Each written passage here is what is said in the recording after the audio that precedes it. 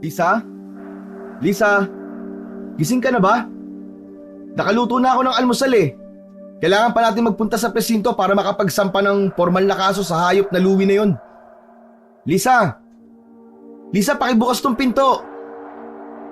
Kumatok si Sherwin sa pinto ng kwarto ng bunso niyang kapatid na si Lisa. Dalawa lang silang magkapatid. Nang maghiwalay ang mga magulang nila ay wala silang sinamahan sa mga yon. Mas pinili nila na manatili sa bahay nila. Si Sherwin ang bumuhay kay Lisa at sinikap niyang mabigyan ito ng maayos na buhay. Isang taon na lamang sana at matatapos na sa kolehiyo si Lisa nang isang trahedya ang nangyari. Pinagsamantalahan si Lisa ng isang lalaki na nanliligaw dito, si Louie. Ayaw pang sabihin ni Lisa ang nangyari pero napansin niya ang pagiging tahimik ni Lisa at hindi ito ganoon dahil masayahin ang kapatid niya. Doon na siya nagkaroon ng hinala na may hindi magandang nangyari. Hanggang sa tuluyan ng umamin si Lisa sa kanya na pinagsamantalahan ito ni Louie. Galit na galit si Sherwin kaya kinumbinsi niya ang kapatid niya na sampahan ng kaso si Louie.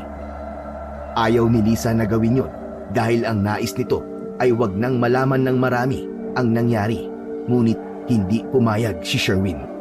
Para sa kanya, dapat managot ang taong bumaboy sa kapatid niyang babae. Lisa! Lisa, bumangon ka na dyan! Dapat maaga tayo sa presinto! Kakausapin din natin si attorney bago tayo pumunta ron.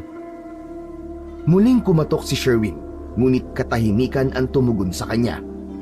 Kinabahan si Sherwin. Agad niyang kinuha sa kwarto niya ang duplicate key. Binuksan niya ang kwarto ni Lisa at nagulantang siya sa tagpong nakita niya. Nakasabit sa kisame si Lisa habang may nakataling lubid sa leeg nito. Maputla na ang balat ng kanyang kawawang kapatid. Lisa! Lisa! Itinayo ni Sherwin ang upuan na nakatumba sa sahig. Ibinaba niya si Lisa. Inumpisahan niyang bugahan ng hangin ang bibig ng kapatid niya. Pinamp niya ang dibdib nito, pero lahat ng kanyang ginawa ay hindi na umubra at hindi na naibalik ang buhay ng kanyang kapatid. Umiyak na niyakap ni Sherwin si Lisa. Lisa! Lisa, bakit mo ginawa to? Bakit mo ko iniwan? Bakit mo ginawa to, Lisa? Lisa, kapatid ko! Matapos mailibing ni Lisa, ay nahulog sa malalim na kalungkutan si Sherwin.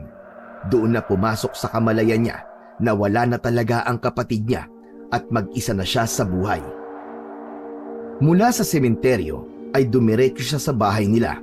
Pagpasok ni Sherwin ay sumalubong sa kanya ang nakakabinging katahimikan at kalungkutan. Lumapit siya sa isang maliit na mesa kung saan nakapatong ang litrato ni Lisa. Tiningnan niya yon ng matagal at hinaplos.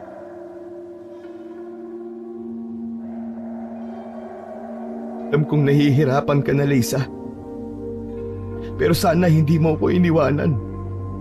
Hindi ba ang sabi ko sa'yo ay papanagutin natin ang sumalbahe sa'yo?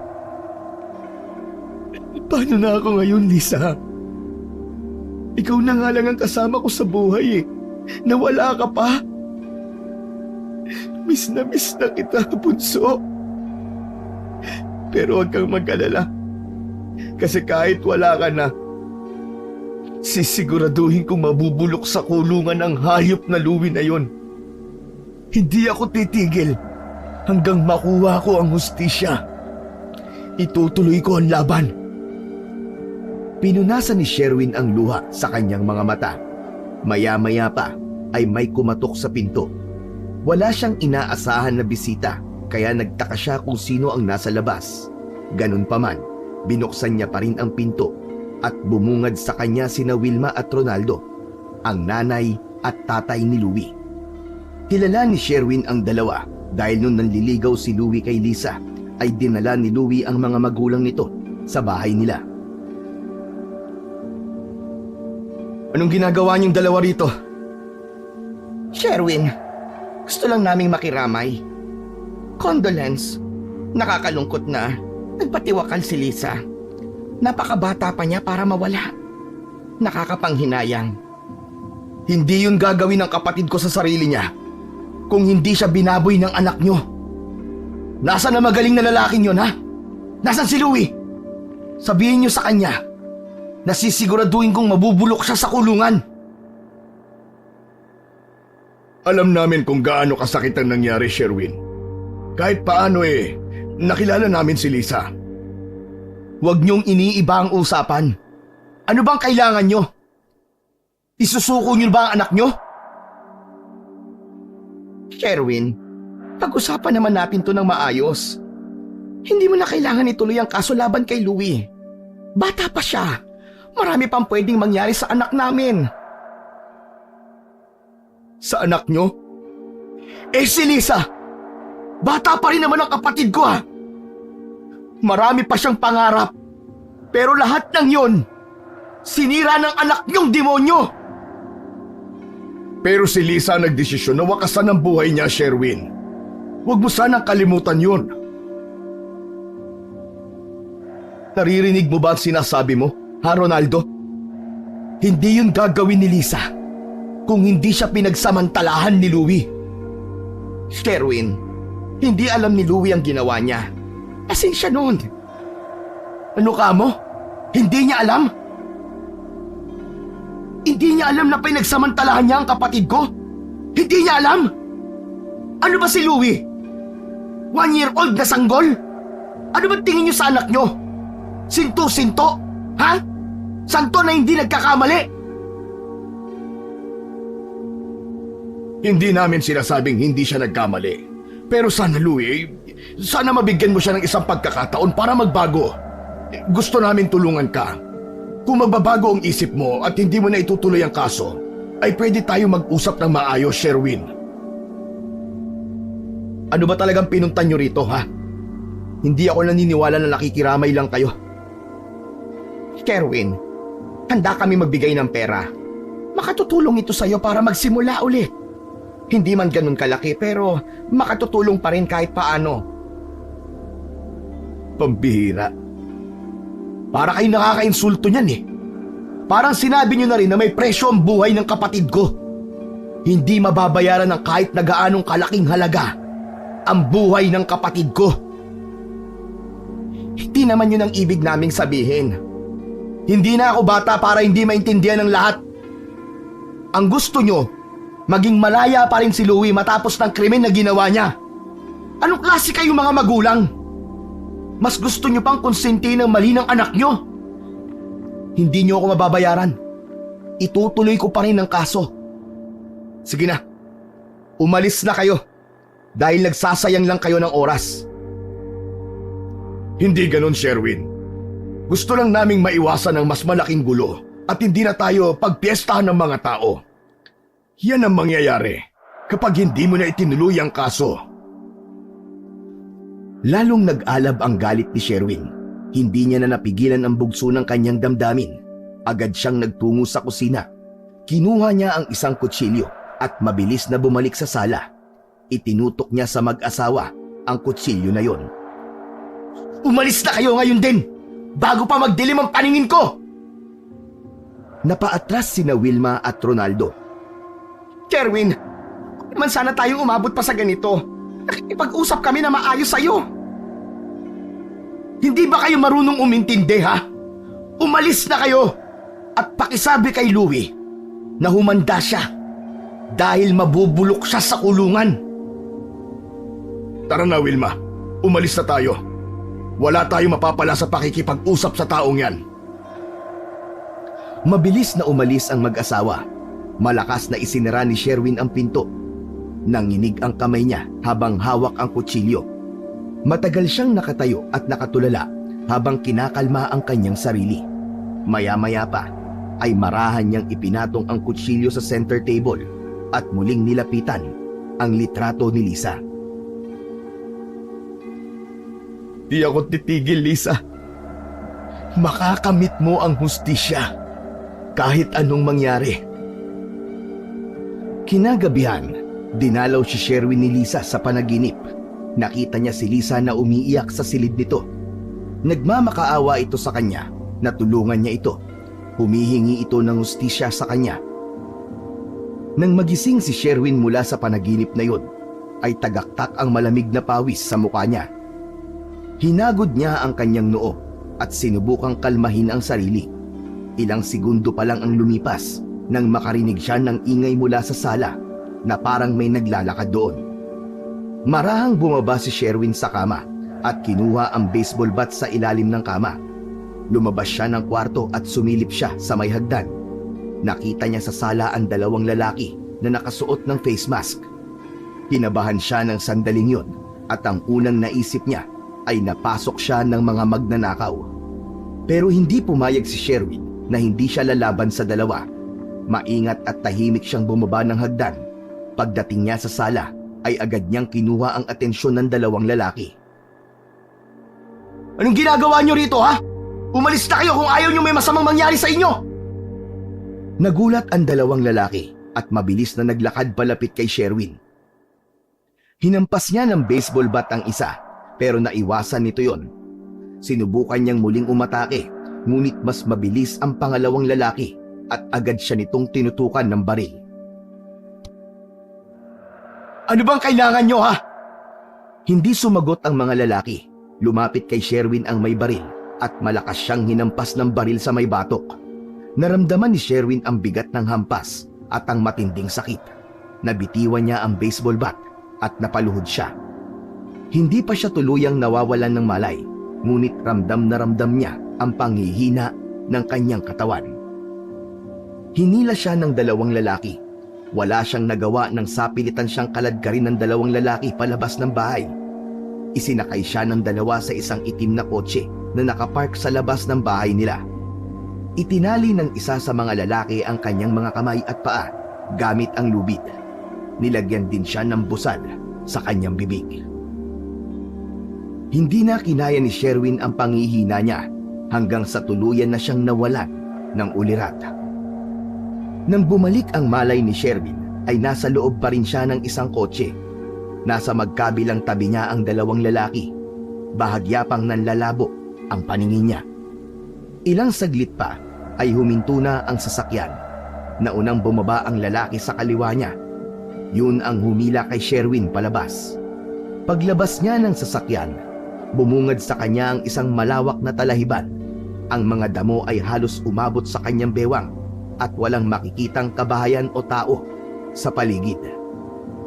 Nakita niyang nag-alis ng face mask ang dalawang lalaki sa harapan niya. Nagulat siya nang malaman niya kung sino ang mga yon. Walang iba kundi sina Louie at Ronaldo. Inalis ni Ronaldo ang busal sa bibig ni Sherwin. Ano? Na-surprise ka ba, bata? Mga walang hiya kayo! Pamilya talaga kayo ng kriminal! Mga kriminal, napapatay sa'yo! Kung tinanggap mo na lang sana ang alok namin, Sherwin, hindi na tayo aabot sa ganito. Hindi na namin maiisipan na itumba ka. Mga hayop kayo! Lumaban kayo ng patas! Mga duwag! Nakita niya na lumabas si Wilma sa driver seat at tumabi kina Louie at Ronaldo. Bakit pa kasi kailangan nating gawin ito? Pwede naman tayo magbayad ng tao para patayin ang Sherwin na yan. Kapag kumuha tayo ng tao at nahuli, ikakanta tayo nun. Kung tayo ang gagawa nito, walang kakanta sa atin. Kung magkaroon man sila ng hinala, pwede tayong tumanggi at gumawa ng peking alibay. O ano, Sherwin? Nagsisisi ka na ba na hindi mo tinanggap ang alok namin sa'yo? Masyado mong minaliit ang pamilya ko. Hindi mo alam kung ano ang kaya naming gawin. Wala akong pinagsisisihan, demonyo ka. At kahit kailan, ay hindi ako tatanggap ng pera mula sa inyo para pagtakpan ang kasalanan ng anak niyong demonyo. Sherwin, naiintindihan namin ang galit mo. Pero pamilya namin na nakasalalay dito. Hindi kami papayag na masira ang pamilya namin nang dahil lamang sa'yo. Pasensyahan na lang tayo. Hindi ba kayo tinatablan ng konsensya? Kung sa bagay, Mukhang wala naman pala kayo nun. Sherwin, wala lang si Lisa. Kahit idemanda mo ko, hindi na siya babangon sa hukay. Saka hindi akong pumatay sa kanya. Siya ang pumatay sa sarili niya. Nagpakamatay siya. Dapat nga, sarili niya ang ipakulong niya eh. Di ba, Mama? Tama, Louie. Tama ka dyan. Mga hayop kayo. Mga baliw! May mga tama sa utak! Napakuyom ng kamao si Sherwin. Kung hindi lang nakatali ang mga kamay niya, ay kanina pa niya pinagsusuntok ang tatlong nasa harapan niya. Siguraduhin nyo lang na mapapatay nyo ko. Dahil kung hindi, babalikan ko kayo. Ako ang papatay sa inyong tatlo.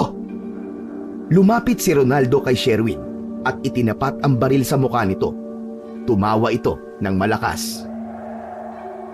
Oh, paano ba yan, bata? Humingi ka ng sorry kay Lisa kasi hindi mo natupad ang pangako mo sa kanya. Nabigyan ng hustisya ang ginawa ni Louie sa kanya. At huwag kang mag-alala kasi hindi ka bubuhayin itong baril ko. Napalunok si Sherwin at nilabanan niya ang tingin ni Ronaldo. Ayaw niyang ipakita na natatakot siya. Itinutok ni Ronaldo ang baril sa dibdib ni Sherwin. Puno ng puot na tumitig siya kay Ronaldo. Sige na, gawin nyo na! Patunayan nyo na pamilya kayo ng mga kriminal! Papa, teka, sandali lang. O bakit yon, Louie? Pwede bang ako na pumatay kay Sherwin? For experience lang. Alam mo, magandang ideya yan, anak. Sige, ipakita mo sa Sherwin na yan kung sino ka. Ibinigay ni Ronaldo kay Louie ang baril. Humarap si Louie kay Sherwin. Malakas siya nitong itinulak. Patihaya siyang natumba sa talahiban. Itinutok ni Louie ang baril sa dibdib ni Sherwin. Sabay ngisi. Magpasalamat ka kasi gagawan pa kita ng pabor. Magkikita na kayo ni Lisa sa impyerno. Pakisabi sa kapatid mo na napakasarap niya. Walang yakang demonyo ka! Dalawang magkakasunod na putok ang pinakawalan ng baril na hawak ni Louie. Naramdaman ni Sherwin ang pagpasok ng dalawang mainit na bala sa dibdib niya. Nahirapan siyang huminga habang naririnig ang pagtawa ni Louie. Tayo na! Umalis na tayo! At baka may makakita pa sa atin dito! Ako na magdadrive at ang bagal mo magmaneho, Wilma. Sadali lang. Patay na ba talaga yan, Papa? Oo naman. Hindi na magtatagal ang buhay ng hayop na yan. Ang galing mo, Louie. Alagang sa puso mo pinatamaan si Sherwin. Habang nakapikit si Sherwin ay narinig niya ang ugong ng sasakyan ni Louie. Maya-maya pa ay tuluyan na siyang iniwanan doon ng tatlo. Dahan-dahan na humihina ang paghinga ni Sherwin. Sa pagbukas ng mata niya ay nakita niya si Lisa na nakatanghod sa kanya. Inilahad nito ang isang kamay at ngumiti. Lisa, kapatid ko. Sinabi ni Lisa sa kanya na tapos na ang lahat at magkakasama na silang dalawa. Inabot ni Sherwin ang kamay ni Lisa. Muli siyang pumikit at tuluyan na niyang tinanggap ang malamig na yakap ng kamatayan. Hindi makapaniwala si Sherwin nang magising siya sa loob ng isang maliit na kubo. Unti-unting bumalik ang kanyang malay. Naramdaman niya ang kirot sa kanyang dibdib. Doon niya naalala ang nangyari. Binaril siya ni Louie sa talahiban. Nakahiga si Sherwin sa isang banig. Kapag humihinga siya, ay parang may laman na napupunit sa dibdib niya. Pilit siyang bumangon, ngunit halos mapasigaw siya sa sakit na lumukob sa kanya. Napahawak si Sherwin sa dibdib. Hindi niya alam kung buhay pa ba siya o patay na. Inisip niya na baka langit na ang kinaroroonan niya. Tiningnan niya ang dibdib niya. May puting tela na nakatali sa dibdib niya, paikot sa likod niya. Teka, nasan ba ako? Anong lugar to? Luminga si Sherwin. Hindi pamilyar sa kanya ang kubo na kinaroroonan niya. Dahan-dahan siyang tumayo. Itinuon niya ang mga kamay sa dingding na gawa sa kawayan para hindi siya matumba. Naglakad siya ng mabagal patungo sa nakabukas na pintuan. Nang makalapit siya sa pinto, ay hinawi niya ang manipis na kurtina at sumilip sa labas. Doon niya nakita ang isang matandang lalaki na nagsisibak ng kahoy sa ilalim ng isang puno. Tinitigan niya ang matanda pero hindi niya maalala kung sino yon. Maya-maya pa ay napalingon sa kanya ang matandang lalaki. Malalim ang titig nito sa kanya. Napakaseryoso ng mukha ng matanda. Meron itong makapal na balbas at bigote na puro puti na. San Pedro? San Pedro, ikaw na ba yan? Huminto ang matanda sa pagsisibak at lumapit sa kanya.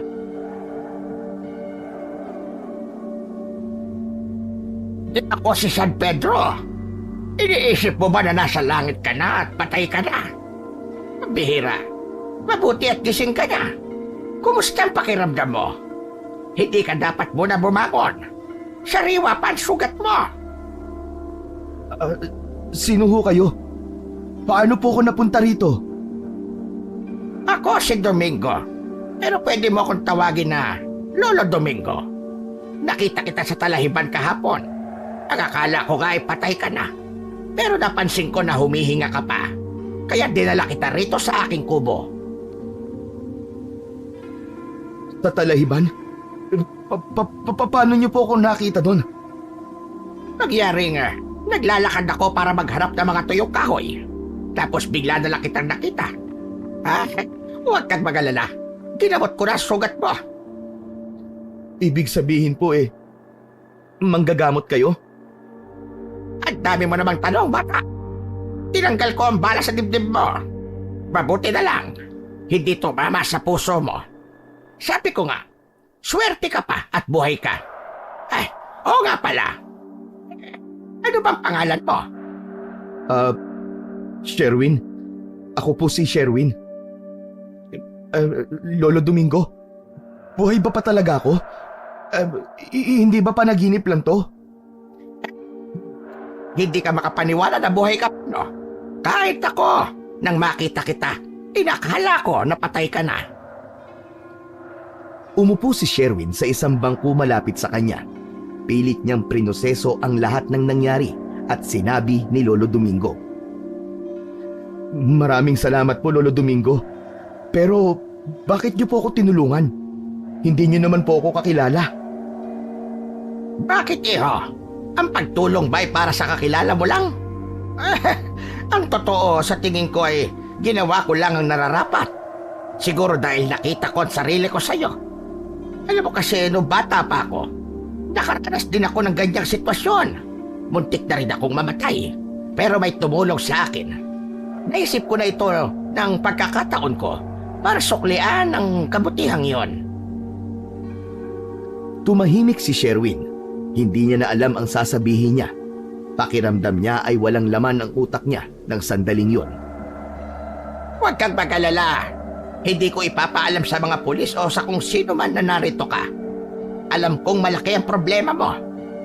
Pero gusto ko lang malaman mo, naligtas ka rito sa aking kubo. Maaari kang manatili rito kahit gaano mo katagal na gusto. Hindi maiwasang maging emosyonal ni Sherwin. Mula nang pumanaw si Lisa, hindi niya inasahan na may taong tutulong sa kanya nang walang hinihinging kapalit. Pakiramdam niya ay wala na siyang kakampi. Ngunit sa isang iglap, dumating sa buhay niya ang isang estranghero upang tulungan siya. Maraming salamat po, Lolo Domingo. Kung hindi po dahil sa inyo, baka wala na po ako ngayon. Huwag mo nang isipin yun, iho. Ang mahalaga, buhay ka pa. Pero, kailangan mo pa rin magpahinga. Hindi pa magaling ang sugat mo. Tumango si Sherwin.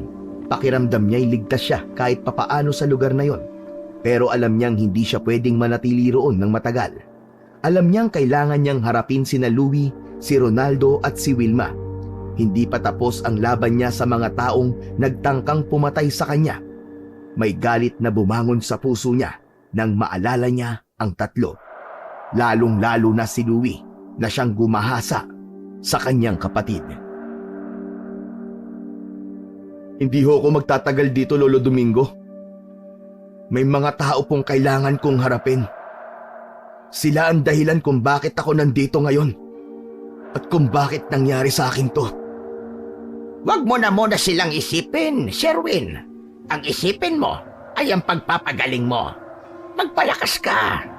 Huwag mong sayangin ang pangalawang buhay na ibinigay sa'yo ng ating Panginoon. Nang bumalik si Sherwin sa loob ng kubo para mahiga, ay naisip niya ang lahat ng nangyari. Ang pagkamatay ni Lisa at ang tangkang pagpatay ni Louie sa kanya. Hindi niya kayang ipagpasa Diyos lang ang lahat at kalimutan ang kasamaan na ginawa ni Louie sa kanila ni Lisa. Nais niyang gumanti. Nais niyang ipaglaban ang hustisya para kay Lisa at sa kanya. Kinabukasan, habang nagpapahinga si Sherwin, nagsimula siyang magkwento kay Lolo Domingo tungkol sa lahat ng nangyari. Sa pagkakataon na yun, ay naramdaman na niyang handa na siyang ikwento sa matanda ang lahat. Lo, gusto ko pong sabihin sa inyo ang lahat ng nangyari. Handa ka na ba talagang magkwento, Sherwin? Ang totoo hindi ko yun itinanong sa'yo kahapon dahil baka hindi ka pa handa.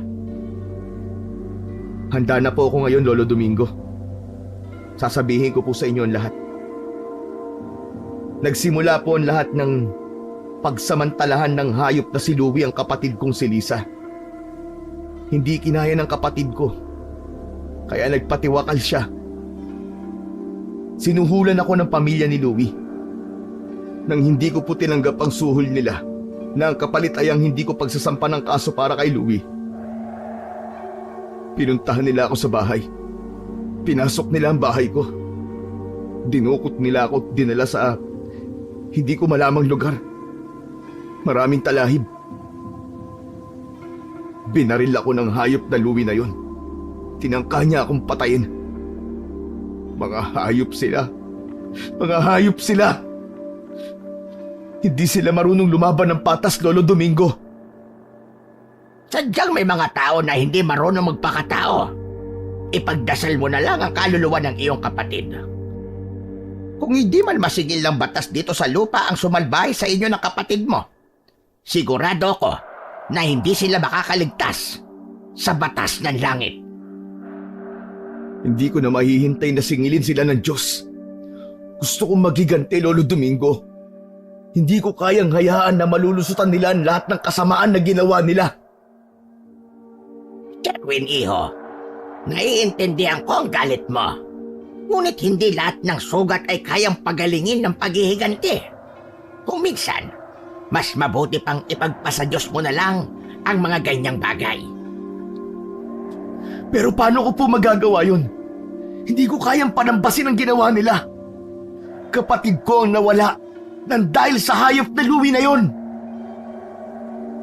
Alam ko, Sherwin, pero ang paghihiganti ay parang apoy. Masusunog ka rin sa huli. Kung gusto mo ng kapayapaan, ipagpasa Diyos mo na lang ang lahat. Hayaan mo siyang magbigay ng hustisya sa kanila. Lumipas ang mga araw at sinunod ni Sherwin ang payo ni Lolo Domingo na magpahinga muna. Ngunit may napansin siya sa kilos ng matanda. Tuwing gabi, nawawala si Lolo Domingo. Unang gabi, hindi niya yun pinansin. Inisip niya na may ginagawa lang ito sa labas na kung ano. Ngunit nang tumagal, napansin ni Sherwin na halos gabi-gabi ay nawawala ito. Isang gabi, hindi na napigilan ni Sherwin ang kanyang kuryosidad. Habang naghahapunan sila, ay tinanong niya ang matanda. Lolo Domingo, saan po kayo nagpupunta tuwing gabi? Yun ba? Nanguhuli lang ako ng isda sa ilog. Mas maganda kasing manghuli tuwing gabi. Tahimik ang tubig at hindi masyadong maingay ang paligid. Tumango si Sherwin, ngunit hindi niya alam kung bakit hindi siya lubusang naniwala sa sagot ni Lolo Domingo. Parang may kakaiba sa bawat sagot at kilos ni Lolo Domingo. Hindi niya masabi kung bakit, pero may kutob siyang may tinatago ang matanda sa kanya. Isang madaling araw, nagising si Sherwin na wala si Lolo Domingo sa kubo nito. Bumangon siya kahit medyo masakit pa ang sugat niya. Tahimik siyang lumabas ng kubo at lumingat. Nagbaka sakali siyang makikita niya ang matandang lalaki, ngunit bigo siya. Ilang oras siyang naghintay sa labas ng kubo nang bumalik si Lolo Domingo. Nang makita niya ito, napansin niyang hingal na hingal ang matanda. Ngunit ang mas ikinagulat niya ay nang nakita niya na may bahid ng dugo ang damit ni Lolo Domingo. Lolo Domingo, bakit po may dugo kayo? Ano po nangyari sa inyo? Ayos lang po ba kayo? Saglit na natagilan si Lolo Domingo. Halata sa mukha nito na nagulat ito na gising siya ng ganoong oras. May nahuli akong baboy ramo. Nambuhatin ko Akala ko patay na. Bigla ba namang nagpumiglas? Nalagyan tuloy ng dugo ang damit ko. Akala ko po ba isda po ang hinuhuli niyo tuwing gabi? Bakit naging baboy ramo na ngayon? No kasi, napapalibutan tayo ng gubat, Sherwin. Maraming iba't ibang hayop ang naririto. Hindi lamang isda. Pero sigurado po ba kayo na ayos lang kayo? Ayos lang ako. Kamagalala. Ikaw, dapat hindi agad gumigising ng ganitong oras. Sariwa pa ang sugat mo. Ang dapat sa iyo ay natutulog at nagpapahinga ng mahaba. Sige na, bumalik ka na sa pagtulog. Huwag mo na akong problemahin. Napansin ni Sherwin na habang kausap siya ni Lolo Domingo ay hindi yun makatingin ng diretso sa kanya. Ramdam niya na meron talaga itong tinatago sa kanya. Kinatok si Sherwin ng kuryosidad sa kung ano talaga ang ginagawa ni Lolo Domingo tuwing umaalis yun sa kubo tuwing gabi. Naisip niya na alamin yun sa paraan na hindi nito malalaman. Kaya isang gabi, nagkunwaring tulog si Sherwin.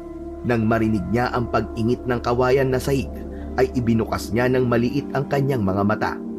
Nakita niya na lumabas si Lolo Domingo ng kubo. Naghintay ng ilang minuto si Sherwin bago siya bumangon at lumabas ng kubo. Natanaw niya si Lolo Domingo sa hindi kalayuan. Mabilis itong naglalakad papasok sa kagubatan. Tahimik na sinundan ni Sherwin si Lolo Domingo. Sa sandaling yun ay buo na ang loob niya. Kailangan niyang malaman kung ano talaga ang ginagawa ni Lolo Domingo tuwing gabi. Maya-maya pa ay malayo na sila mula sa kubo. Patuloy pa rin sila sa paglalakad. Nasa gitna na sila ng gubat. Doon na nakaramdam ng kaba si Sherwin. Sa tingin niya ay hindi papunta sa ilog si Lolo Domingo para manghuli ng isda. Wala rin siyang nakita na may dala itong panghuli ng isda.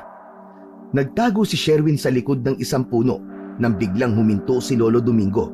Pinanood niya ito mula sa malayo.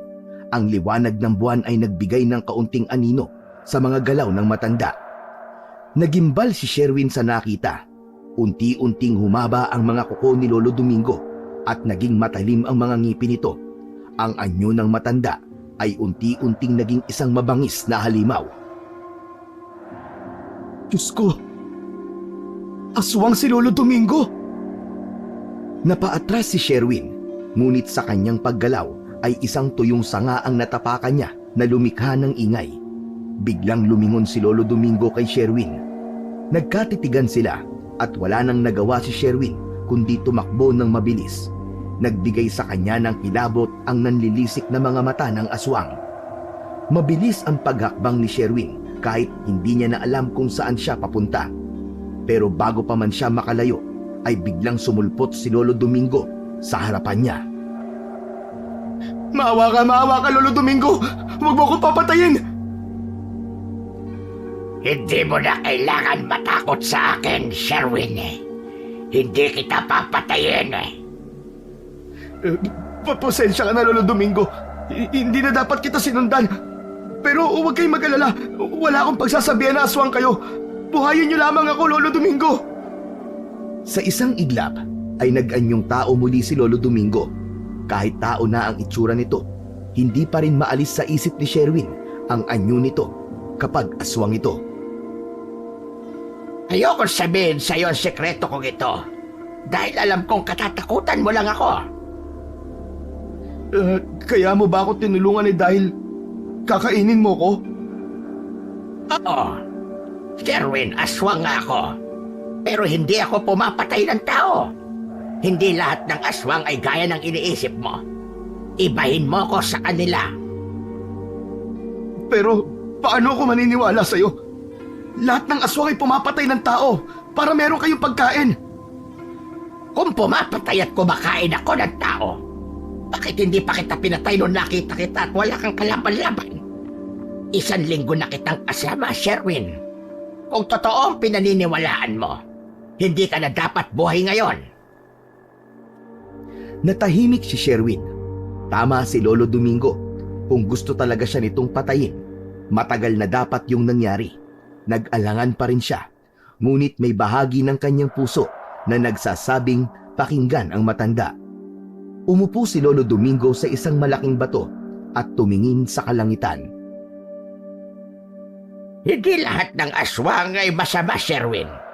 Ang iba sa amin ay piniling hindi pumatay ng tao.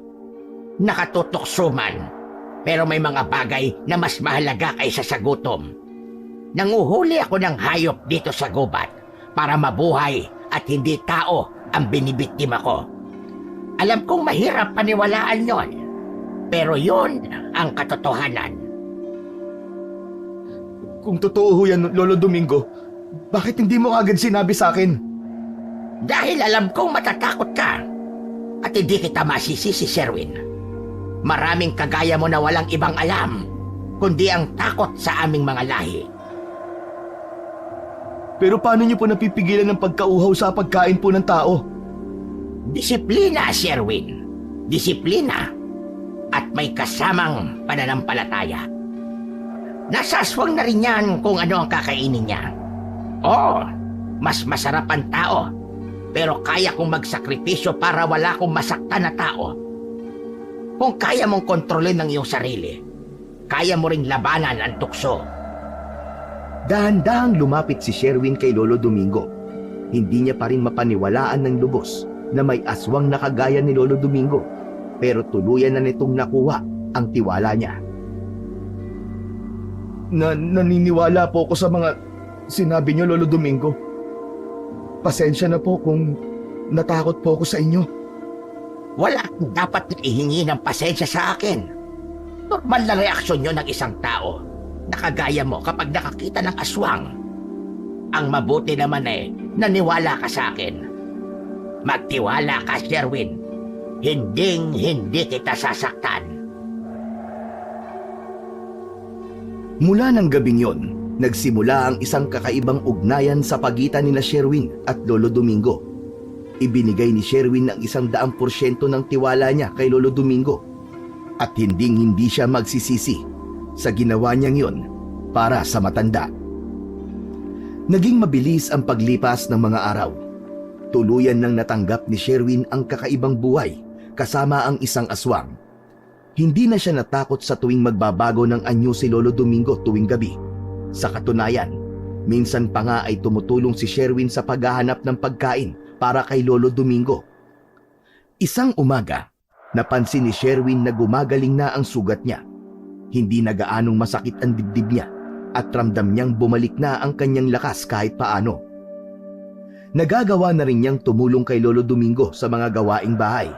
Kung minsan ay nanguhuli na siya ng isda sa ilog o kaya ay ligaw na hayop sa gubat para meron silang pagkain.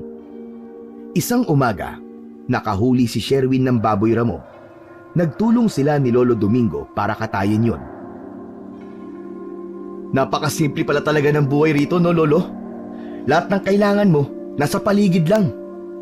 Totoo yan. Pero hindi naman lahat ay nandito na. Kung minsan ay nagtutungo ako sa bayan para magbenta ng gulay. May mga bagay sa bayan na kailangan kong bilhin na wala rito sa lugar ko. Pero Lo, Nasaan po pala ang pamilya nyo? Hindi ka ba nalulungkot na mag-isa ka lang rito bago ako dumating? Magiging ipokrito ko kung sasabihin ko na masaya ako kahit mag-isa lang ako. Malungkot pero wala akong magagawa. Hindi ako pwedeng mamuhay kasama ng mga tao dahil kapag nalaman nila kung ano ako, sigurado ako na papatayin nila ako. Tungkol naman sa pamilya ko, wala na sila. Napatay silang lahat ng sunugin ng mga tao ang bahay namin. Ako lang ang nakaligtas. Nalungkot si Sherwin sa nalaman niya kay Lolo Domingo. Doon niya napagtanto na kaya sila pinagtagpo ay dahil parehas silang mag-isa na lang sa buhay.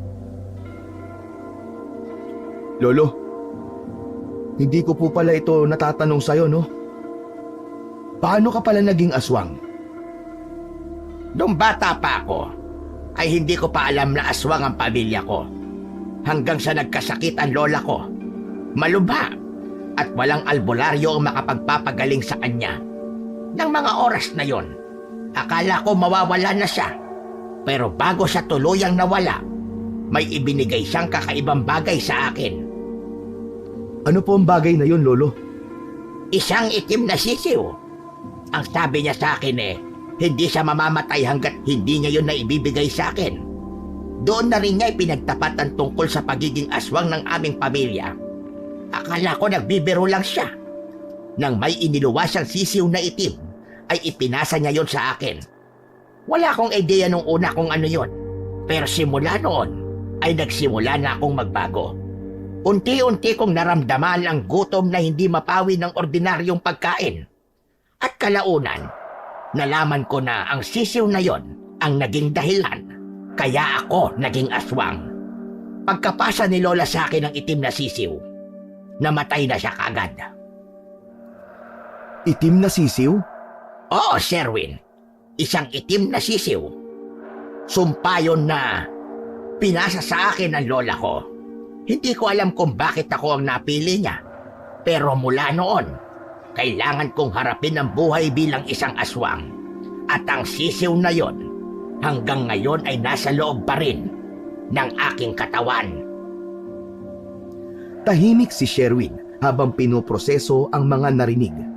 Sa kabila ng lahat, hindi niya maiwasang makaramdam ng awa para kay Lolo Domingo. Ramdam niya na ayaw maging aswang ni Lolo Domingo, pero mukhang wala na itong pagpipilian nung bata pa ito.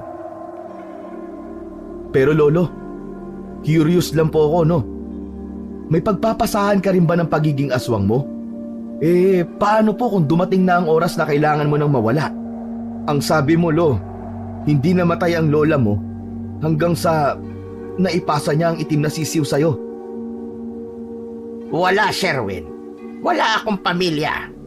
Wala akong anak o kahit na sino na maaari kong pagpasahan ng sumpang ito. Pero sa totoo lang, hindi ako makakapagpahinga hanggat hindi ko ito napapasa sa iba. Yun ang batas ng aming lahi. Kailangan kong ipasa ang sumpa na ito bago ako mamatay. Lolo Domingo, baka naman po may paraan pa para mawala ang sisiw sa'yo. Ano kaya kung dukutin mo ng daliri mo ang lalamunan mo? Baka isukay mo yung sisiw. Hindi yun ganoon. Ang bihira ka, Sherwin. Kung ganyan lang siya nakadali, matagal ko nang ginawa ang sinabi mo. Walang takas sa sumpang ito kundi kamatayan lamang, Sherwin. Kaya nga sa kabila ng lahat, pinipilit kong mabuhay ng maayos. Hindi ko gusto na maging ako ang dahilan ng kapahamakan ng iba. Sa mga narinig ni Sherwin, ay naunawaan na niya ang lahat ng tungkol kay Lolo Domingo. Mas lalo siyang naawa rito dahil nagkaroon nito ng isang sumpa na hindi nito kayang takasan. Isang kapalarang hindi nito maaaring baguhin. Ngunit sa kabila ng lahat, mas lumaki ang respeto niya sa matanda. Sa mga sumunod na araw, nagsimula ng mag-ensayo si Sherwin upang muling magpalakas. Batid niyang hindi pa tapos ang kanyang misyon. Ngunit sa kabila ng kanyang paghahanda para sa paghihiganti, hindi niya maiwasang mag-alala para kay Lolo Domingo, lalo na kapag umaalis ito tuwing gabi. Natatakot siya na baka may ibang tao na makakita rito at saktan ito. Isang gabi, tahimik na hinihintay ni Sherwin ang pagbabalik ni Lolo Domingo nang bigla siyang nakarinig ng mabibigat na yabag mula sa labas ng kubo. Agad siyang tumayo at binuksan ang pinto.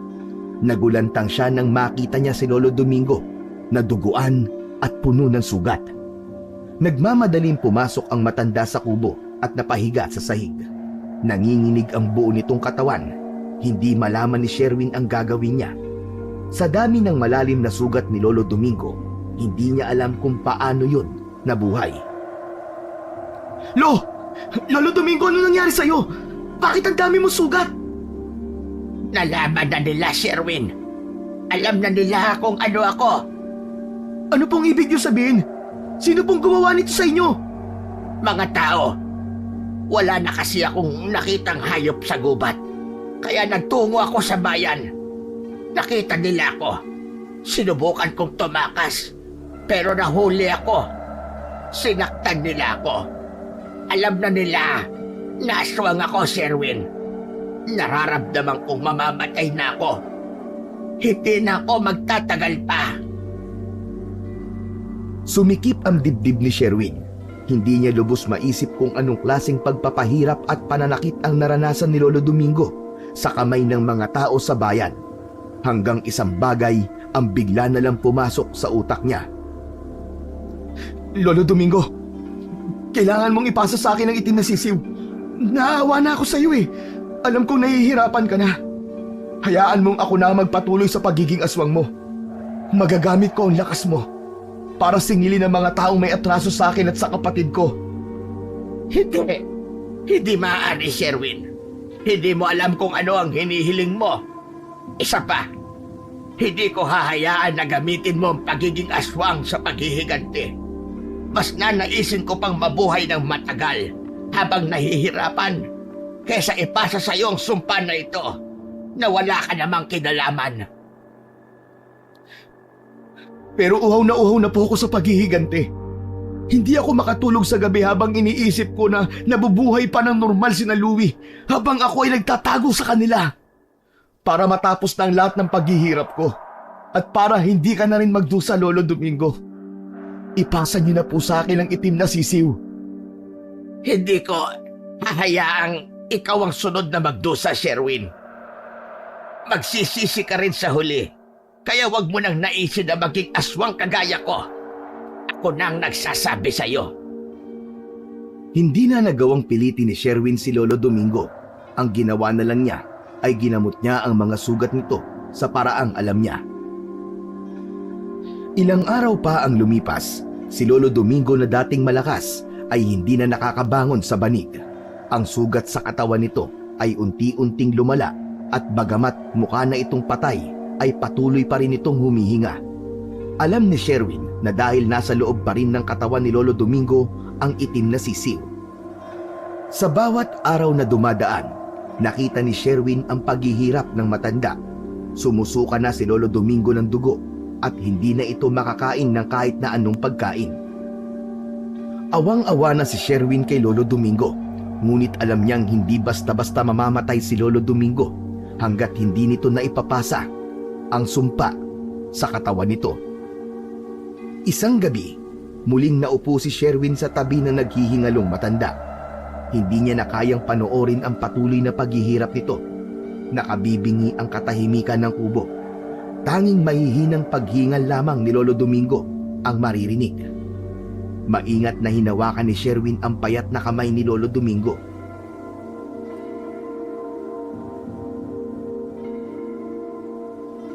Di ko na kaya, Lolo Domingo. Alam kong nahihirapan ka na. Bakit hindi mo na lang ipasa sa akin ang itim na sisiw? Hindi ko na kayang makitang ganito ka. Hindi nagsalita si Lolo Domingo. Nanatili itong nakatingin sa kanya habang ang mukha nito ay walang emosyon. Lo, ipasa mo na sa akin ang itim na sisiw. Nakikiusap ako sa'yo.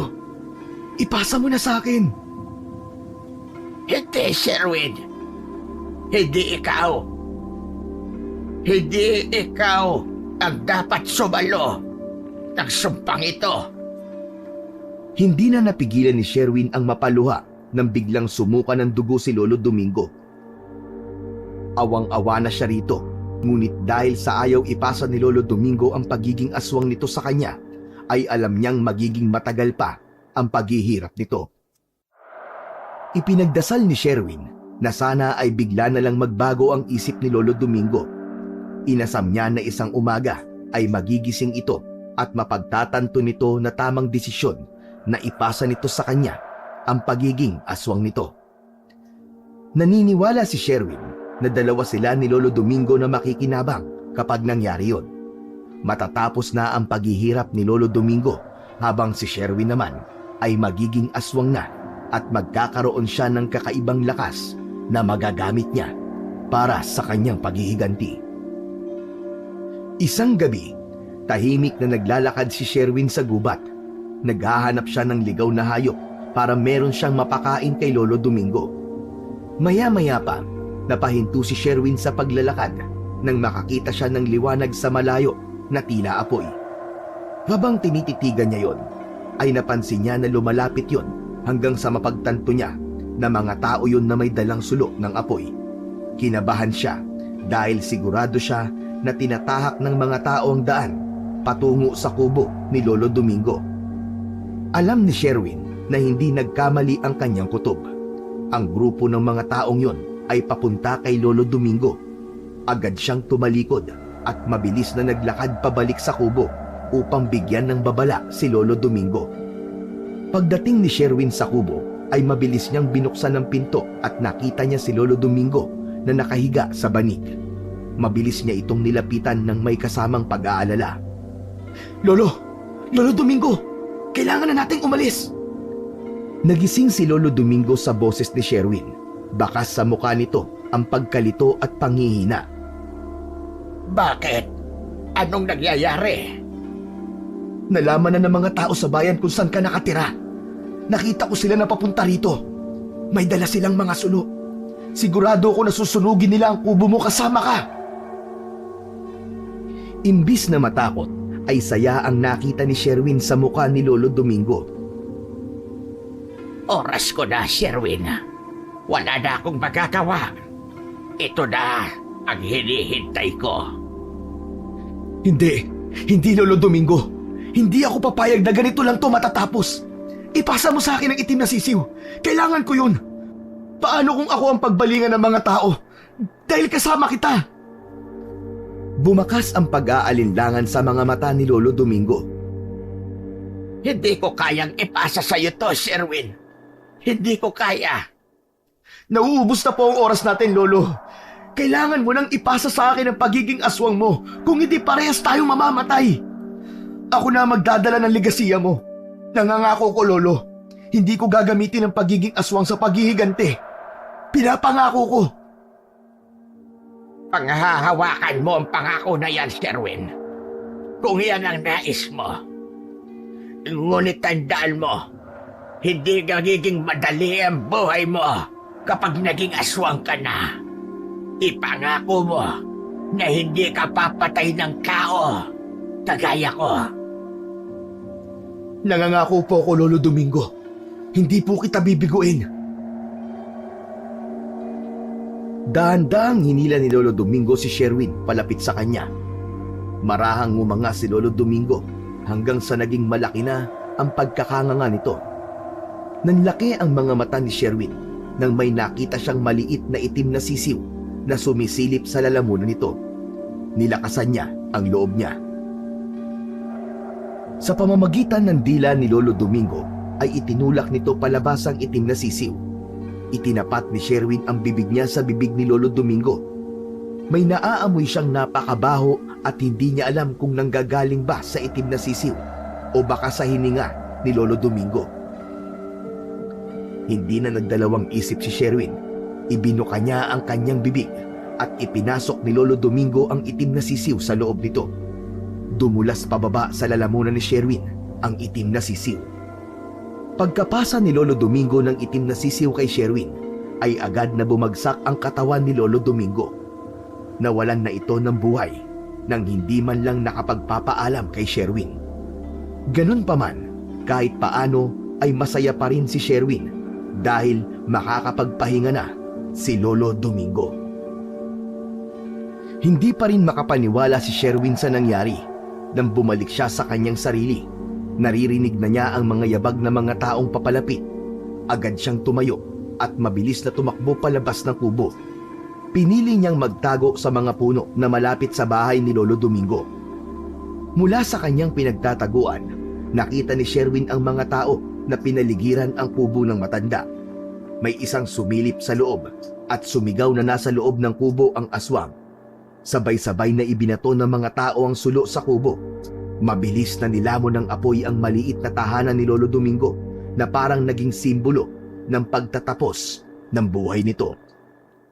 Habang nasusunog ang kubo, naramdaman ni Sherwin ang kakaiba sa kanyang katawan. Nagsimulang mag-init ang kanyang dugo. Tila may apoy na gumagapang mula sa loob ng kanyang katawan. Hinapa niya ang kanyang dibdib, ngunit wala na ang sugat niya roon. Nanuyo ang lalamunan niya. Pakiramdam niya ay may hinahanap ang kanyang katawan na hindi niya maipaliwanag. Nagdesisyon si Sherwin na umalis. Mabilis siyang naglakad palayo sa kubo, dala ang bigat ng sumpa ng pagiging aswang at ang alaala ni Lolo Domingo. Ginawa ni Sherwin ang lahat upang makabalik sa bahay niya at sa awa ng Diyos, nagawa niyang makauwi ng ligtas. Agad siyang humiga sa kama at tumingin sa kisame.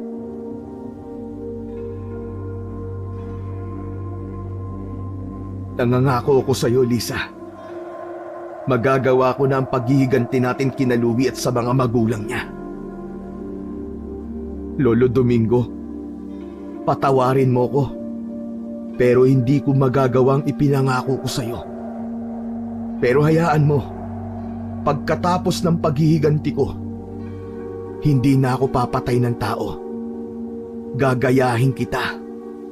Mabubuhay ako kung paano ka nabuhay. Sa mga lumipas na araw, naramdaman na ni Sherwin ang pagbabago sa sarili niya.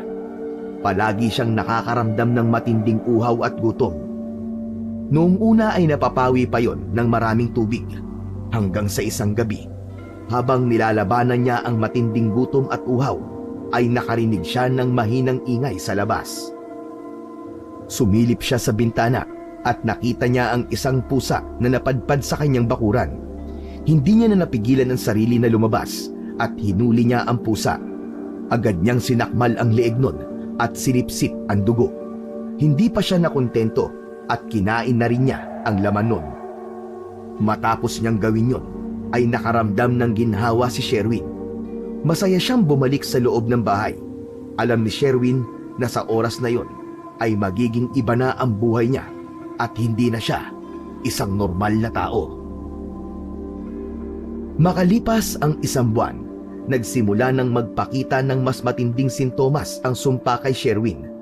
Isang gabi, habang nakahiga siya, ay bigla siyang nakaramdam ng matinding sakit sa kanyang buong katawan. Ang kanyang mga buto ay tila nagbabago ng anyo at ang kanyang mga mata ay tumalim at nanlisik na parang galit na galit. Unti-unti siyang nagbagong anyo hanggang sa tuluyan na siyang naging aswang. Dumating ang araw na nagawa ng kontrolin ni Sherwin ang pagpapalit niya ng anyo. Nagsimula na siyang matyagan ang pamilya ni Louie. Isang araw, sinundan niya sina Louie, Ronaldo at Wilma sa isang restaurant na walang masyadong tao.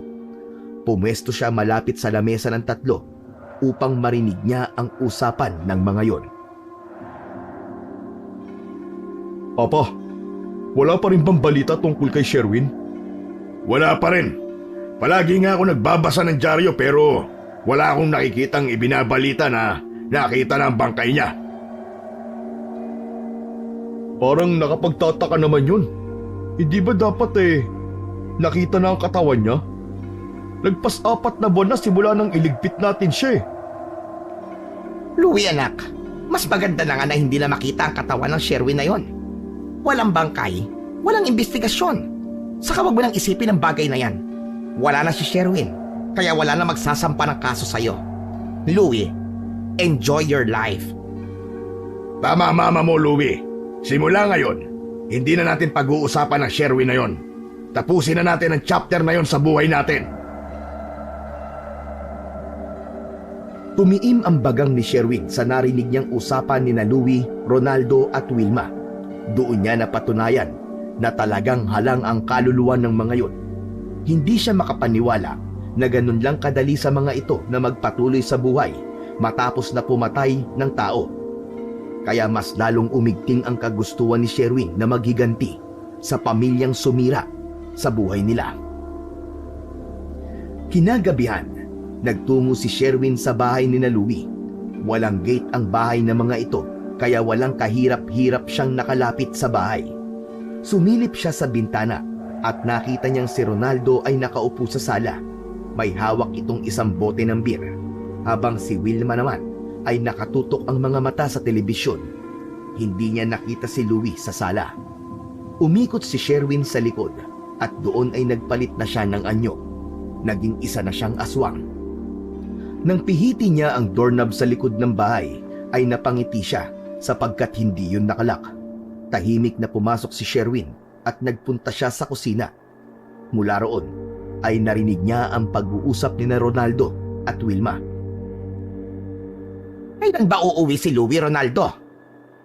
Ang sabi niya 5 araw siyang magbabakasyon. Ang tagal pala niyang wala rito. Alam mo, kinakabahan ako pero hindi ko alam kung bakit. Huwag ka kasing paranoid, Wilma. Saka mas okay na nga na wala rito si Louie ng ilang araw eh. Makakapaglabing-labing tayo sa lahat ng parte ng bahay. Ay nako, para kang sira, Ronaldo.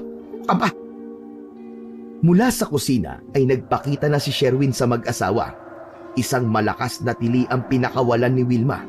Mabilis niyang nilapitan si Ronaldo at mahigpit niya itong sinakal. Nabitawan nito ang bote ng beer at kumalat sa sahig ang laman nun. Aswang! May aswang! Wilma! Wilma! Tulungan mo ako! Nagsimulang magpumiglas si Ronaldo. Halos hindi ito makapagsalita dahil sa higpit ng pagkakasakal ni Sherwin. Tumakbo si Wilma sa kusina at nang bumalik siya ay may hawak ng kutsilyo. Sinaksak nito si Sherwin sa likod. Marahang humarap si Sherwin kay Wilma. Nanginginig ang buong katawan ni Wilma habang nanlalaki ang mga mata na nakatingin kay Sherwin. Siya na! Sinakal na rin ni Sherwin si Wilma. Walang kahirap-hirap na itinaas niya ang mag-asawa habang hawak sa liig. Humawag ang mga paa ng mga yun. Pilit na inaalis ng mga ito ang kamay ni Sherwin sa liig ng mga ito, pero hindi nagtagumpay ang dalawa. Malakas na itinapon ni Sherwin sina Ronaldo at Wilma.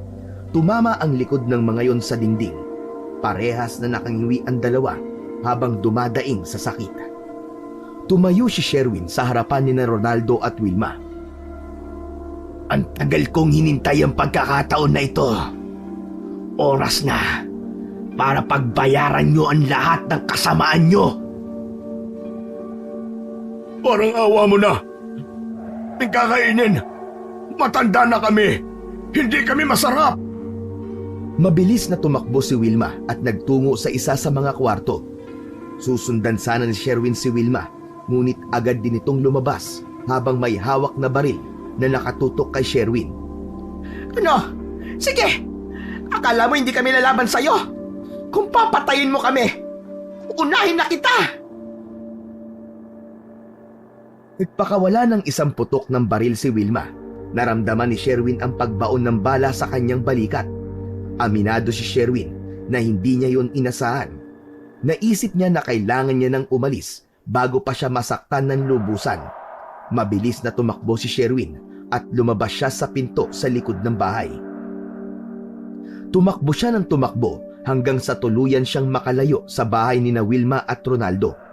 Nang makarating siya sa isang madilim na eskinita, ay huminto siya at umupo.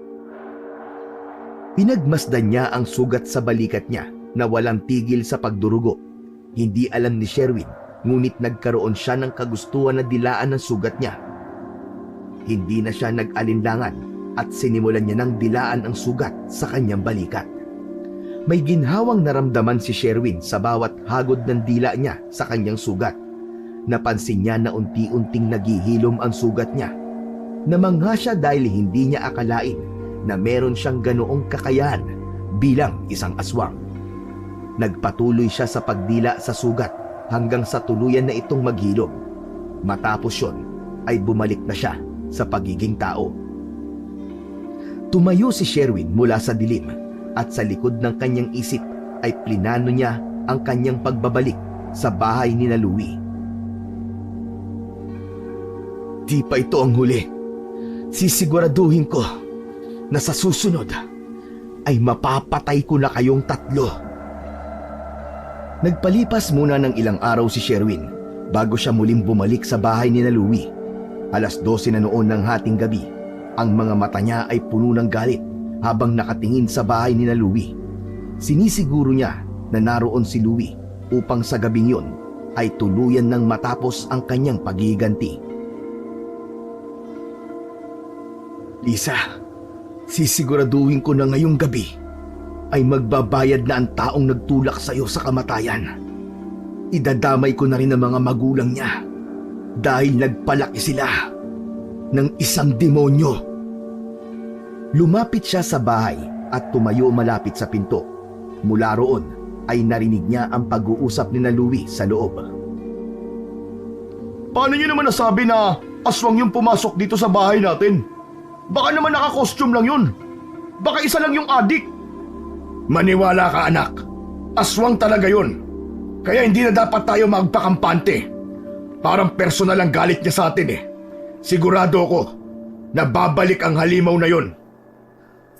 Ama ang papa mo, Louie. Aswang yung umatake sa amin. Kung hindi ko pa nga nabaril baka patay na kami ng tatay mo. Pambira. Wrong timing naman kasi. Kung kailan nasa bakasyon ako sa kanyo ko pababalikin dito. Dahil mas maganda, anak, kung magkakasama tayong tatlo, mas mapoprotektahan natin ang isa't isa. Tatlo tayo, laban sa isang aswang. Dapat kasi mag-report na lang tayo sa mga pulis para sila nang magprotekta sa atin. Hindi tayo paniniwalaan ng mga pulis. Nag-iisip ka ba? Pagtatawanan lang nila tayo. Baka isipin pa nila na nababaliw tayo kapag sinabi natin na may aswang na umatake sa amin ng mama mo. Isang malademonyong ngisi ang sumilay sa labi ni Sherwin. Ramdam na niya na sa gabing yun ay maisa sa katuparan na niya ang paghiganti na matagal na niyang inaasam. Sa isang kisap mata ay nag-anyong aswang na si Sherwin.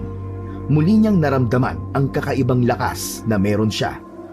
Inakyat ni Sherwin ang puno sa tabi ng bahay at tahimik siyang tumulay sa sanganon patungo sa bubong. Nagtungo siya sa gilid kung saan sa ilalim niya ay merong bintana. Bumitin si Sherwin sa gilid ng bubong at malakas na sinipa ang salamin ng bintana. Nang mabasag yon, ay mabilis siyang pumasok mula roon. Narinig niya ang boses ni Louie sa ibaba ng bahay. Ano yun? Nabasag yata yung bintana natin sa itaas. Maganda kayo. Baka ang aswang na yun. Sabi ko na nga ba't babalik pa ang halimaw na yun Narinig ni Sherwin ang nagmamadaling yabag ng paa paakyat sa hagdan. Bumukas ang pinto ng silid na kinaroroonan ni Sherwin at pumasok si Louie kasama sina Ronaldo at Wilma. Nang hilakbot ang tatlo nang makita siya, ngunit hindi umatras. Hawak ni Louie ang isang buntot ng pagi habang si Wilma naman ay may dalang isang garapon ng asin. Agad naman na itinutok ni Ronaldo ang baril na hawak niya kay Sherwin at pinaputok yon. Mabilis na iniwasan yon ni Sherwin. Alam namin babalik kang demonyo ka, kaya pinaghandaan ka na namin. Hindi ka na makakalabas ng buhay sa bahay na to. Nagkamali ka ng pamilya na ginulo. Kung demonyo ko, mas demonyo kayo. Si Louie ang sunod na umatake kay Sherwin. Inihampas nito ang buntot ng pagi, ngunit naiwasan din yun ni Sherwin. Sa pangalawang paghampas ni Louie, ay tinamaan na si Sherwin sa braso. Napangiwi si Sherwin nang dahil sa sakit. Pakiramdam niya ay hiniwa ng matalim na kutsilyo ang balat niya sa latay ng buntot ng pagi. Tingnan natin kung makakatakas ka pa ngayon sa amin, halimaw ka! Sinabuyan ni Wilma ng asin si Sherwin Napasigaw siya dahil tila apoy ang mga butil ng asin nang dumampiyon sa katawan niya. Sa kabila ng pinsalang natamo ay hindi nagpakita ng kahinaan si Sherwin. Matatag siyang tumayo sa harap ng tatlo. Galit na sinunggaban ni Sherwin si Ronaldo. Yun ang pinakamalapit sa kanya. Kinagat niya ang braso nito kaya nabitiwan ni Ronaldo ang kanyang baril. Natumba sina Sherwin at Ronaldo. Sasakmalin na sana niya si Ronaldo sa leeg nang maramdaman niya ang hagupit ng buntot ng pagi sa kanyang likod. Sinabayan pa yon ng pagsaboy ng asin ni Wilma. Ngunit sa isang mabilis na galaw, binalibag ni Sherwin si Wilma, dahilan para ito'y matumba at maitapon ng asin sa gilid.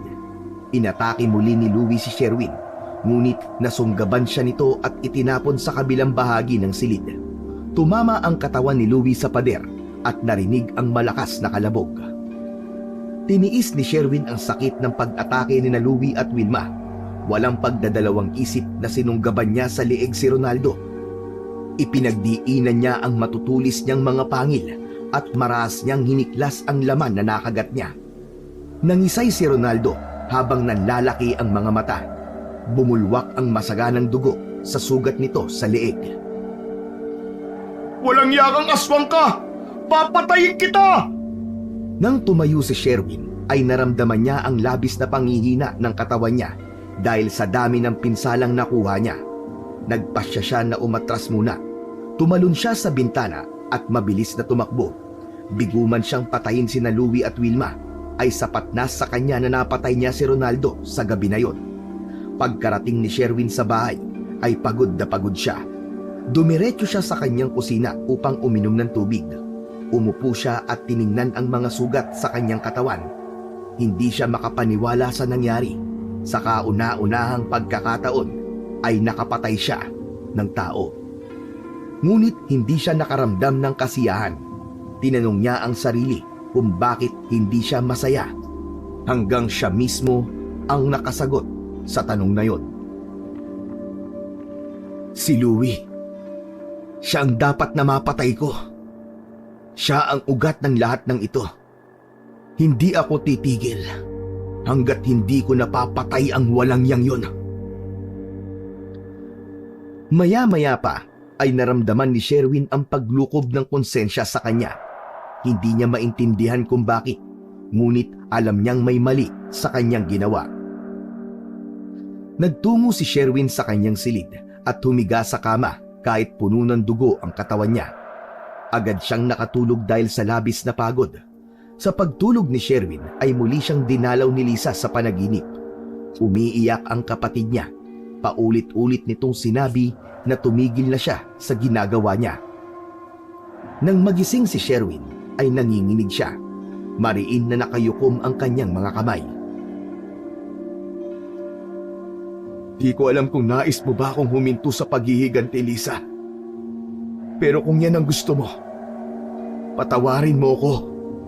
Dahil hindi ako titigil hanggat hindi ko natatapos ang naumpisahan ko. Mas matindi ang galit na naramdaman ni Sherwin ng sandaling yun. Alam niya na hindi siya titigil hanggat hindi niya nakakamit ang tunay na hustisya. Ngunit sa kanyang puso, may bahagi na nagsasabing mali ang landas na tinatahak niya. Pinagplanuhan ni Sherwin ng mabuti ang sunod niyang hakbang at sa pagkakataon na yon, si Louie na ang pupuntiryahin niya. Habang nakaburol si Ronaldo sa bahay ni Louie, ay nasa labas si Sherwin. Pangalawang gabi na yon ng pag-aabang niya roon. Maya-maya pa ay lumabas ng bahay si Louie at sumakay sa motor nito. Sinundan ni Sherwin si Louie gamit ang isang kotse na nirentahan niya. Nagtungo si Louie sa isang bar. Talagang nagawa mo pang magpakasaya kahit nakaburo ng tatay mo, ha? Wala ka talagang puso, Louie. Turan ni Sherwin habang nakatingin kay Louie na pumasok sa isang bar. Bumaba agad si Sherwin ng sasakyan at sinundan si Louie sa loob. Nakita agad niya si Louie na nasa isang table kasama ang isang babae. Maya-maya pa ay tumayo ang dalawa para magsayaw. Tumayo si Sherwin sa lugar kung saan alam niyang makikita siya ni Louie. Hindi nagtagal ay napatingin ito sa kanya. Namutla ang muka ni Louie. Hindi yun makapaniwala nang makita siya.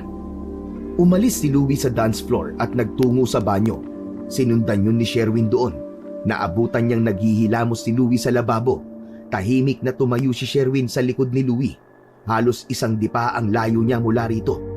Hindi na siya makapaghintay na makita siya nitong buhay. Nagpasya siyang dumiretso sa banyo para makapag-isip.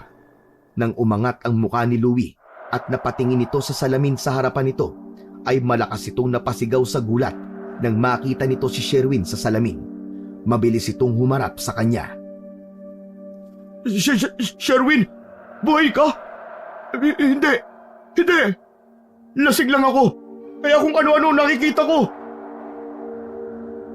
Paano ka naman malalasing? Hindi ka pa nga umiinom.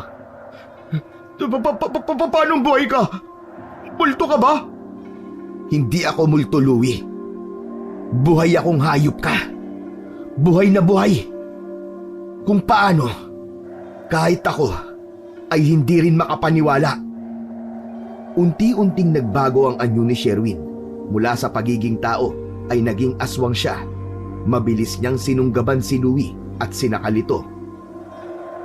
Ikaw ang aswang na pumatay kay Papa! At ako rin ang aswang nasisingil sa ginawa mo sa kapatid ko. Parang awa mo na! Huwag mo akong papatayin! Huwag mo akong papatayin! Nagpumiglas si Louie nang mas lalong dumiin ang pagkakasakal ni Sherwin. Pero wala itong laban sa lakas na meron siya. Dahan-dahang nawawalan ng malay si Louie. Nang pakawalan ni Sherwin ang leeg ni Louie, ay mabilis niya yung sinalo bago pa yun bumagsak sa sahig. Agad na bumalik sa pagiging tao si Sherwin bago pa may ibang tao na pumasok sa banyo. Isinampay niya ang isang braso ni Louie sa balikat at hinawakan ito sa bewang. Inilabas niya ang walang malay na si Louie sa banyo. Palabas na sana si Sherwin at Louie ng bar nang isang bouncer ang humarang sa kanila at tinanong kung anong nangyari sa kasama niya. Lasing na lasing lang to, boss. Broken hearted kasi. Pero ako na ang bahala sa kanya. Ako na mag-uuwi sa kanya sa bahay nila. Umalis na kagad ang bouncer sa tapat ng pinto at hinayaan sina Sherwin na makalabas. Agad na pumunta si Sherwin sa sasakyan nitong dala at pinasok doon si Louie. Mula sa bar ay dinala ni Sherwin si Louie sa bahay niya. Ipinasok niya si Louie sa kwarto ni Lisa. Kumuha siya ng lubid at itinali ang paa at kamay nito. Habang ginagawa niya yon, ay nagising na si Louie. Sumigaw ito ng sumigaw nang makita si Sherwin. Tumahimik ka! Kung ayaw mong patayin kita kagad, Louie. Alam mo kung ano ako at kung ano ang kaya kong gawin sa'yo. Sherwin, parang awa mo na oh. Huwag mo akong papatayin. Marami pa akong pangarap sa buhay ko. Para mo nang awa. Ang kapatid ko, marami rin siyang pangarap sa buhay. Pero hindi niya na magagawa nang dahil sa iyong demonyo ka. Nagsisisi na ako. Nagsisisi na ako sa nagawa ko sa kapatid mo. Hindi ko na uulitin yun. Talagang hindi mo na mauulit matapos ang gagawin ko sa'yo. Itinayo ni Sherwin si Louie. Binuwat niya ito at itinayo sa isang upuan. Kumuha siya ng isang upuan at itinali sa leeg ni Louie ang lubid na nakasabit sa kisame. Iyak ng iyak si Louie habang walang tigil sa pagmamakaawa. Alam mo ba, nasa kwartong ito nagpakamatay si Lisa. Kung anong posisyon mo, ay ganyan na ganyan din siya na nagpakamatay. Sherwin, parang awa mo na. Huwag mong gawin sa akin to. Ano bang gusto mo, pera? Ibibigay ko sa'yo kahit magkano. Huwag mo lang akong patayin. Wala kang alam kung ano naranasan ko matapos mong babuyin ang kapatid ko, hayop ka. Louie, dinala mo ko sa impyerno. Tinanggalan mo ko ng rason para mabuhay. Lumapit si Sherwin kay Louie. Sa harapan nito ay nag-anyong aswang siya. Hindi na mapakali si Louie sa pagkakatayo sa upuan nang makita ang nakakatakot na anyo ni Sherwin. Ginusto kong maging aswang para makapaghiganti sa'yo at sa mga magulang mo. Maawa ka sa akin, Sherwin. Ano bang gusto mo? Sabihin mo at gagawin ko kahit ano. Maawa ka sa akin. Talaga? Gagawin mo kahit na anong gusto ko? Ay talo, walang akong papatayin. Ang gusto ko ay ang katotohanan. Aminin mo. Aminin mo kung anong ginawa mo kay Lisa. Kung hindi, tatapusin ko ang buhay mo sa kwarto kung saan tinapos din ng kapatid ko ang buhay niya. Hindi agad nakapagsalita si Louie. Ramdam ni Sherwin ang pag-aalinlangan nito. Bakit nanahimik kang hayop ka? Hindi mo kaya? Alam mo ba na isang sipa ko lang sa upuan kung saan ka nakatayo ay katapusan mo na? Sige na! Gagawin ko na, oo! Pinagsamantalahan ko si Lisa. Nilasing ko siya at dinala ko sa bahay. Nakita yun ni Mama at Papa pero wala silang pakialam eh. Humingi rin ng tulong si Lisa kina Mama pero hindi nila tinulungan si Lisa. Kinunan ko ng video ang ginawa ko kay Lisa at tinakot ko siya na kapag nagsumbong siya ay ikakalat ko ang video na yun.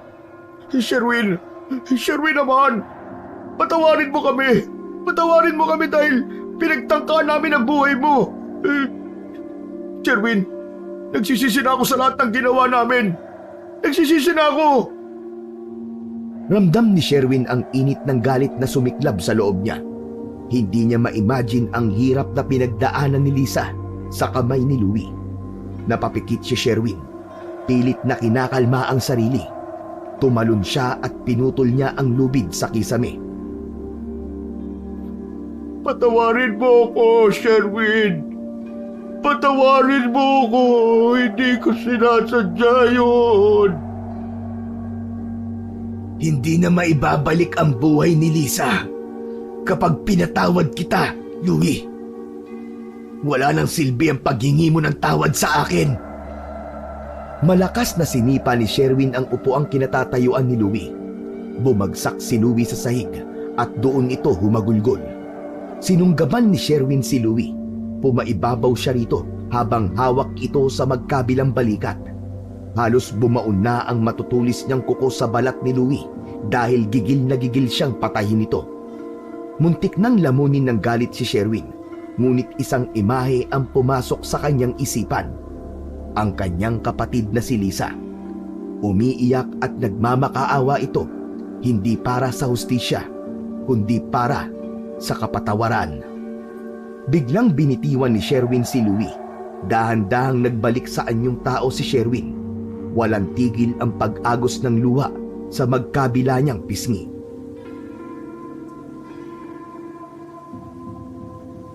Di mo alam kung gaano ko kagustong patayin ka ngayon, Louie. Napakahayop mo. Gusto kong tapusin ang lahat ng sakit na nararamdaman ko dahil sa ginawa mo sa kapatid ko. Pero alam ko na hindi yun ang gusto niya. Alam ko na hindi nais ni Lisa na parusahan ka sa paraan na alam ko. Kinuha ni Sherwin ang cellphone na nakatago sa gilid ng isang lamesa. Nandito sa cellphone na to ang record ng video ng pag-amin mo sa lahat ng krimen na ginawa mo at ng mga magulang mo. Sisiguraduhin kong mabubulok kayo sa kulungan, Louie. Hindi. Niloko mo ako, Sherwin. Ang sabi mo, bubuhayin mo ko kapag ginawa ko ang gusto mo. Ginawa ko ang inutos mo ah. Tumupad ako sa usapan ah. Isang nakakalokong ngisi lang ang isinagot ni Sherwin kay Louie.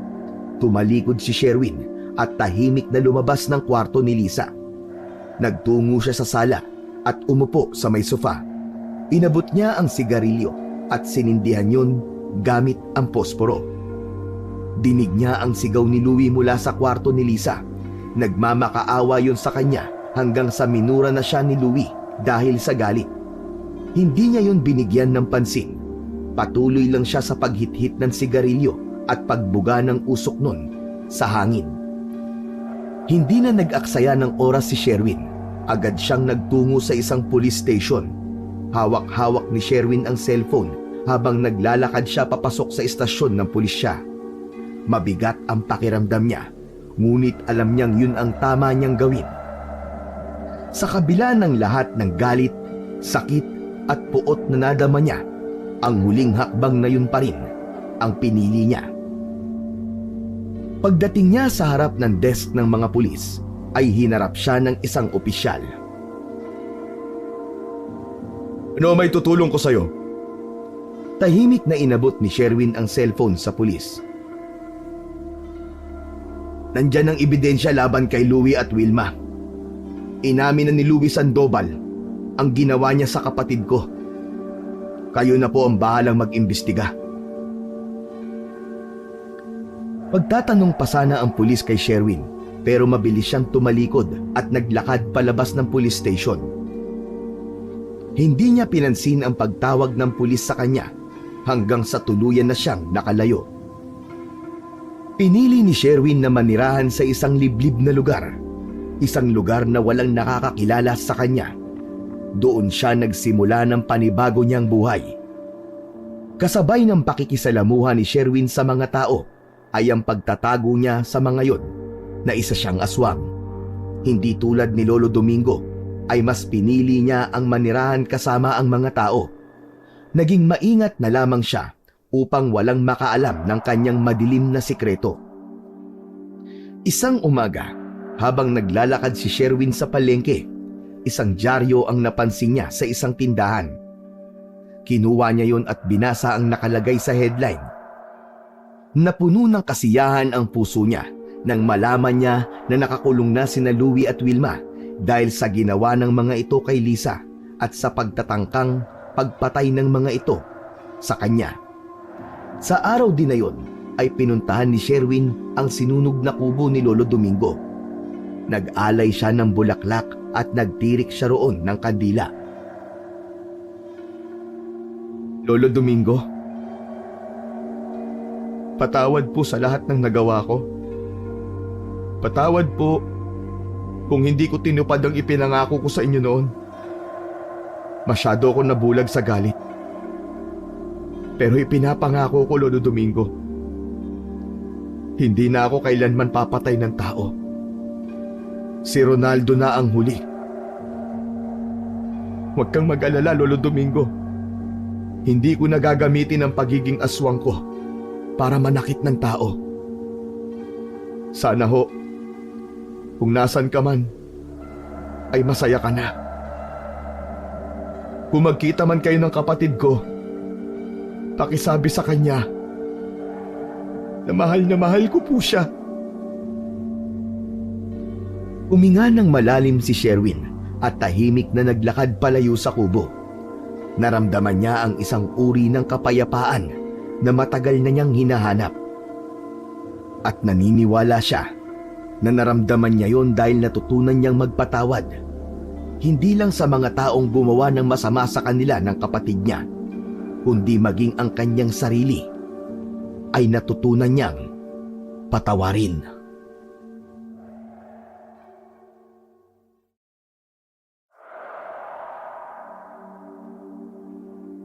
Isa?